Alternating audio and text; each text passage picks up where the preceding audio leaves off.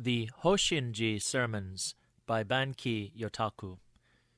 Toward the end of autumn in the third year of Genroku, 1690, Bankei crossed the inland sea to Marugame in Sanuki province and delivered talks at the Hoshin-ji. The 23rd day of the 8th month, the midday sermon. What I teach everyone in these talks of mine is the unborn Buddha mind of illuminative wisdom, nothing else. Everyone is endowed with this Buddha mind, only he doesn't know it. My reason for coming and speaking to you like this is to make it known to you. Well then, what does it mean, you're endowed with a Buddha mind? Each of you now present decided to come here from your home in the desire to hear what I have to say. Now, if a dog barked beyond the temple walls while you're listening to me, you'd hear it and know it was a dog barking. If a crow cawed, you'd hear it and know it was a crow. You'd hear an adult's voice as an adult's and a child's as a child's. You didn't come here in order to hear a dog bark, a crow caw, or any of the other sounds that might come from outside the temple during my talk. Yet while you're here, you'd hear those sounds. Your eyes see and distinguish reds and whites and other colors, and your nose can tell good smells from bad. You could have had no way of knowing beforehand of any of the sights, sounds, or smells you might encounter at this meeting. Yet you're able, nevertheless, to recognize these unforeseen sights and sounds as you encounter them, without premeditation. That's because you're seeing and hearing in the unborn. That you do see and hear and smell in this way, without giving rise to the thought that you will, is the proof that this inherent Buddha mind is unborn and possessed of a wonderful, illuminative wisdom. The unborn manifests itself in the thought, I want to see, or I want to hear, not being born. When a dog howls, even if 10 million people said in chorus that it was the sound of a crow cawing, I doubt if you'd be convinced. It's highly unlikely there would be any way they could delude you into believing what they said. That's owing to the marvelous awareness and unbornness of your Buddha mind. The reason I say it's in the unborn that you see and hear in this way is because the mind doesn't give birth to any thought or inclination to see or hear. Therefore, it is unborn. Being unborn, it's also undying. It's not possible for what is not born to perish. This is the sense in which I say that all people have an unborn Buddha mind. Each and every Buddha and Bodhisattva in the universe, and everyone in this world of humans as well, has been endowed with it. But being ignorant of the fact that you have a Buddha mind, you live in illusion. Why is it you're deluded? Because you're partial to yourself. What does that mean? Well, let's take something close to home. Suppose you heard that your next-door neighbor was whispering bad things about you. You'd get angry.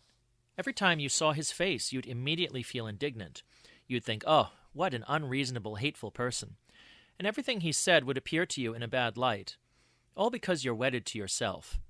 By becoming angry, losing your temper, you just transform your one Buddha mind into the sinful existence of the fighting spirits. If your neighbor praised you instead, or said something that pleased you, you'd immediately be delighted, even if the praise was totally undeserved and the pleasure you felt unfounded, a product of your wishful thinking. The delight you experience when this happens is due to that same obstinate, constitutional preference to yourself. Just stop and look back to the origin of this self of yours. When you were born, your parents didn't give you any happy, evil, or bitter thoughts. There was only your Buddha mind. Afterward, when your intelligence appeared, you saw and heard other people saying and doing bad things, and you learned them and made them yours. By the time you reached adulthood, deep-seated habits formed in this way of your own manufacture had emerged. Now, cherishing yourself and your own ideas, you turn your Buddha mind into the path of fighting spirits. If you covet what belongs to other people, kindling selfish desires for something that can never be yours, you create the path of hungry ghosts, and you change the Buddha mind into that kind of existence. This is what is known as transmigration. If you realize fully the meaning of what I've just said and do not lose your temper, or think you must have this, or decide that you don't like that, or have feelings of bitterness or pity, that in itself is the unborn Buddha mind. You'll be a living Buddha. It's the same thing I always tell everyone about the Buddha mind. I do it because when I was a young boy, I tried very hard to attain the Buddha mind myself. In the course of my practice, I sought help from Buddhist teachers, I had interviews with them and questioned them about the various doubts and uncertainties that arose in me, but nobody could give me any help. So I went on practicing very hard. I did zazen. I went and lived in the mountains. I disciplined myself as severely as I possibly could. But none of it helped a bit. I didn't get any closer to understanding the Buddha mind. Finally, when I was 26 years old, it suddenly came to me, and I arrived at my realization. I've been telling others about the unborn Buddha mind ever since. I'm sure there's no one else who can teach these things as thoroughly as I do. You can gather from what I've told you that my practice lasted many long years, and that I came to realize my Buddha mind only after great hardship. But you can grasp your Buddha minds very easily, right where you sit, without that long, punishing practice. That shows the relation that links you to Buddhahood is stronger than mine was. You're all very fortunate indeed. Ever since I realized the wonderful working of the Buddha mind, I've been going around telling people about it. Many of them have become convinced of it too. Of course, it's not something I learned from a Buddhist teacher. I discovered it on my own. And since I did, each time I tell others about it at these meetings, my words come from personal knowledge and experience.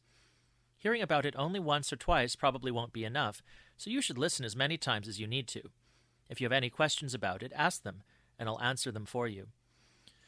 I was once asked some questions by a Confucian scholar in Yedo. I think it would do you good to hear about them. He said, I have no trouble accepting what you say about unborn undying. It's quite reasonable. While the body is strong, it's true that the ears hear sounds, the eyes see and distinguish things, the nose recognizes smells, the mouth perceives the tastes of the 5 flavors and speaks, all in the absence of any conscious thought to do so. But once the body dies, no matter how much it's spoken to, it can make no response. It can't tell one color from another, and it's ignorant of all smells. You can't very well speak of either unborn or undying then. Now, the thrust of this argument, while it may seem quite plausible, is wrong. But we can use it to make the principle of unborn undying better understood. Since the physical body is something that was born and is composed of the elements of earth, water, fire, and air, brought temporarily together, according to the principle that what is born cannot avoid perishing, it too must one day perish. But the Buddha mind is unborn. The body may be burned with fire or decomposed through interment, but the Buddha mind cannot. The unborn Buddha mind simply makes the born body its temporary home. While it resides there, it is free to hear, see, smell, and so forth. But when the body perishes and it loses its dwelling place, it can no longer do those things. It's as simple as that.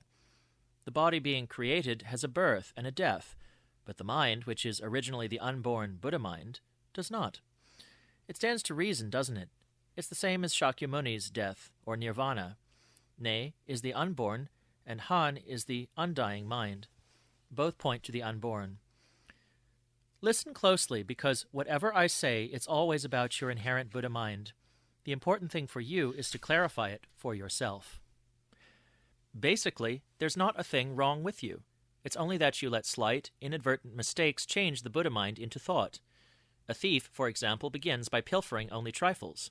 He finds it a wonderfully convenient way of acquiring things. It doesn't even require any capital, and so he advances beyond petty theft and becomes a highly accomplished robber. But finally it becomes impossible to keep from being found out. He's discovered, arrested, trussed up, and dealt with by the law. When this happens and he's brought out for punishment, he often forgets all about the offenses he has committed and becomes indignant and resentful toward the blameless officers of the law, reproaching them bitterly for being so hard on him. I'm sure you'll agree that he's greatly mistaken. What he has done is to turn his valuable Buddha mind into the way of hungry ghosts or animals because of a small mistake. I have a hermitage at Yamashina near Kyoto. When I stay there, I go into Kyoto every day, passing by way of the Awataguchi, where the prison is. There, severed heads are set out on pikes, and crucified criminals are displayed before the prison gates. Since I pass by there quite frequently, I often come upon such sights. In Yedo there was a criminal prosecutor for the shogunate named Koide Osumi, with whom I was well acquainted. Whenever I visited him at his residence, criminals of various sorts would be brought before his magistrates for beatings and other punishments. They suffered miserably, but when this happened they forgot all about their guilt and showed deep resentment toward the officers administering the punishment, as if their misery were somehow the fault of the officers. Later, I used to visit on the days of general abstinence set aside by the shogunate, when the criminals weren't brought for punishment. but they are a good example of what can happen from a seemingly minor mistake.